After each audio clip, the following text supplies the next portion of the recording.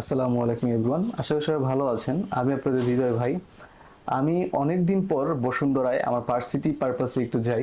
গিয়ে আমি একটা জায়গায় দাঁড়িয়ে একটা জিনিস খেয়াল করলাম, অনেক দূর থেকে একটা বৃদ্ধ মহিলা তিনি হেঁটে হেঁটে আসতেছে।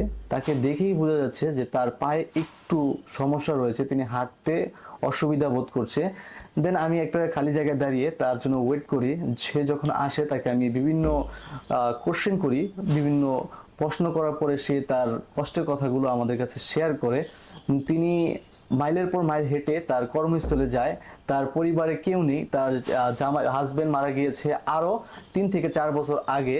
তার যে বাচ্চা রয়েছে তাদের অর্থ যোগানদাতা তিনি, একমাত্র তিনি। তিনি মা হয়ে তার পরিবারের পাশে দাঁড়ানোর চেষ্টা করতেছে।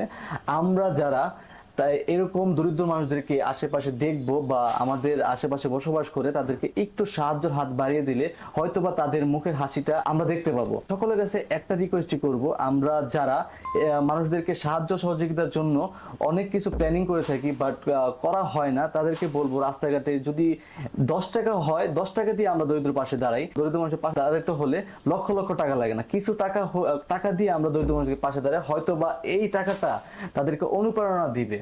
আর আমি অনেক ভিডিও করেছি আমার ফেসবুক পেজে, আপনারা চাইলে ঘুরে আসতে পারেন। আমি আরো ভিডিও করব আমাকে অনুপ্রেরণা দেওয়ার জন্য। আপনারা প্লিজ আমার ফেসবুক পেজটা রয়েছে, এই পেজটা আপনারা একটু ফলো দিয়ে দিবেন। আর যদি পসিবল হয় আমার ভিডিও ভালো লাগলে আপনারা অবশ্যই আমার ফেসবুক পেজটা এবং ফেসবুক পেজের ভিডিওগুলো আপনারা শেয়ার করে দিতে পারেন। Thank you. আসসালামু আলাইকুম।